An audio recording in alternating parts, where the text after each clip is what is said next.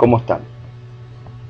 Hoy vamos a hablar acerca de un tema que suele ser bastante engorroso para ustedes y trata acerca de la teoría planimétrica, teoría que nos va a permitir a nosotros utilizar ciertas referencias o puntos cardinales, como por ejemplo puntos, ejes, planos, sobre cualquier estructura anatómica que vayamos a describir. Comenzamos preguntándonos, por ejemplo, acerca de qué entendemos por un punto, cómo definimos una recta, qué es un plano. Un punto es un lugar en el espacio, es un concepto, más que un concepto, es una abstracción de la imagen.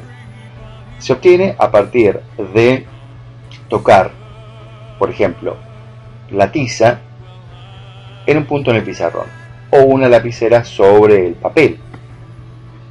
La sucesión de puntos en el espacio me permite a mí construir una recta o un eje. O como mínimo, la unión de dos puntos entre sí también me permite construir una recta. Nosotros vamos a utilizar tres ejes fundamentales. Existen un montón, pero tres son los ejes que vamos a usar. ¿Cuáles son? Un eje vertical o longitudinal, un eje transversal o lateral y un eje antero-posterior. Si yo utilizo dos de estos tres ejes, voy a poder construir un plano. Antes de continuar, vamos a definir lo que es la posición anatómica. La posición anatómica es un individuo en bipedestación o de pie, la mirada hacia el horizonte, las palmas de las manos hacia adelante, como vemos en la imagen, los pies ligeramente juntos. En unos casos se suele describir la punta de los pies hacia afuera, como formando las 10 y 10. Es esta estructura, este individuo en bipedestación, lo que vamos a utilizar nosotros como parámetro para describir las demás estructuras anatómicas, ya sea un hueso, ya sea un órgano como el corazón, el hígado.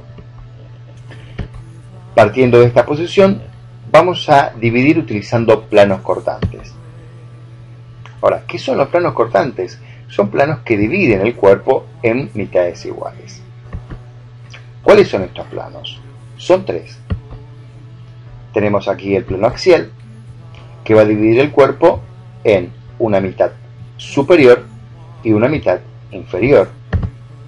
Tenemos el plano coronal, ahí aparece, que divide al cuerpo una mitad anterior y una mitad posterior. Ahí está. Y por último tenemos el plano sagital o medio, que va a dividir el cuerpo en una mitad derecha, una mitad izquierda y a su vez una parte externa y una parte medial. Además de estos planos cortantes, nosotros tenemos unos planos limitantes. ¿Sí? ¿Qué son los planos limitantes?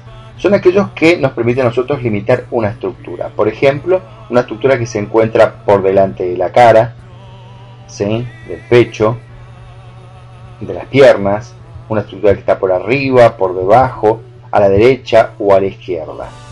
Son 6 los planos limitantes. Tengo un plano anterior,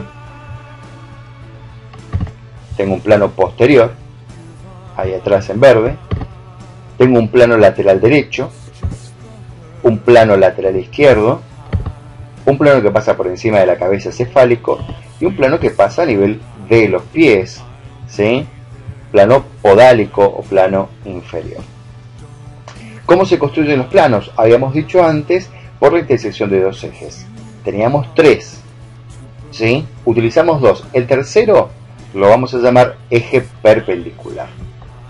Muy bien, el plano frontal se va a construir por medio del eje vertical, que es este, y el eje transversal. El vertical también lo podemos llamar longitudinal o cefalocaudal, si tenemos en cuenta el individuo en bipedestación, esa personita que estaba de pie, ya que va de la cabeza hacia los pies, cefalocaudal. Al eje transversal también lo podemos llamar lateral, va de un lado al otro. El plano sagital se construye por un eje vertical también, lo estoy viendo acá, ¿sí? Y un eje antero-posterior. Y finalmente el plano axial se construye por medio de un eje antero-posterior, de adelante hacia atrás, y un eje látero-lateral, de lado a lado o transversal. Muy bien, hagamos ahora un ejercicio a ver si se entendió. Vamos a poner planos cortantes. Esto sirve también para planos limitantes, ¿sí? Voy a poner plano frontal, el plano sagital, el plano axial. ¿Cómo se forman? ¿Y cuál es el eje perpendicular? El eje perpendicular es el que no va a participar en la construcción del plano. Y este eje va a ser muy importante cuando hablemos de articulaciones de movimiento, porque es el que me permite a mí realizar la acción, el movimiento. El plano me va a servir porque a través de ese plano se va a desplazar la articulación. Muy bien. A ver, el plano frontal, ¿cómo se forma? A ver, se forma por el eje longitudinal y transversal, ¿sí?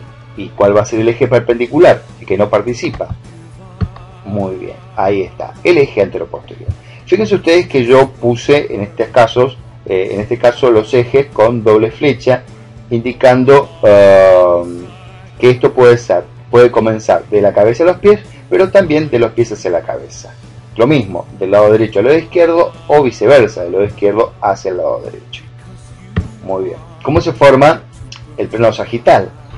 Voy a utilizar también el eje longitudinal, que es este, y el anteroposterior, que va de adelante hacia atrás. También puede comenzar de atrás hacia adelante, ¿sí? Y el eje perpendicular va a ser el transversal, ¿sí? Por último tenemos el plano axial, que se forma por el eje anteroposterior, que va de adelante hacia atrás, ¿sí? Y de lado a lado. Ahí tenemos. El eje perpendicular va a ser el longitudinal. No se confundan, este va de adelante hacia atrás, ¿sí? Lo difícil es hacer perspectiva con estos dibujitos, pero este eje representa un eje que va de adelante hacia atrás. Muy bien, es todo por ahora, gracias. Va a haber una segunda entrega de generalidades.